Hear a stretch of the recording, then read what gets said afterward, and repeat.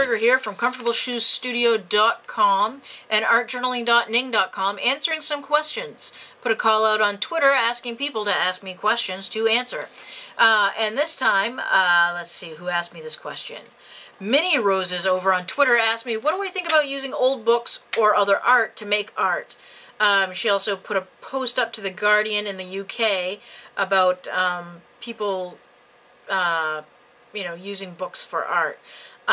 I'm actually a fan. I am not a book purist that thinks that books should never be anything but books. I really enjoy art that's been created out of books. As a bookbinder, I don't find the books sacred. They're meant to be used, they're meant to be manipulated, and that's great. I think it's great.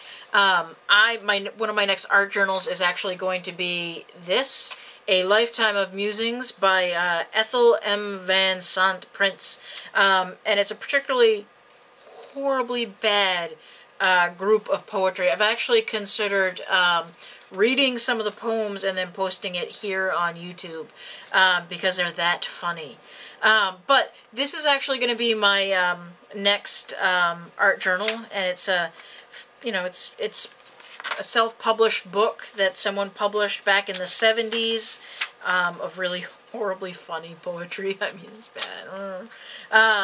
So yeah, I'm all for it. I think it's great when people reuse books. I mean, I wouldn't suggest to anyone that they go and they mutilate up a first edition of anything, first printing.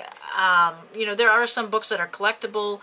I don't think that those should be used for art purposes unless they're so beyond damaged that they can't be saved.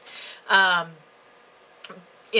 yeah, I'm all for it. I think, if you've got a book that's worthless, has an interesting cover, I mean, how great is it going to be to have on the edge of the spine of my art journal, A Lifetime of Musings? It kind of fits, but yeah, I think people should go ahead and reuse books, especially if they have no collectible value.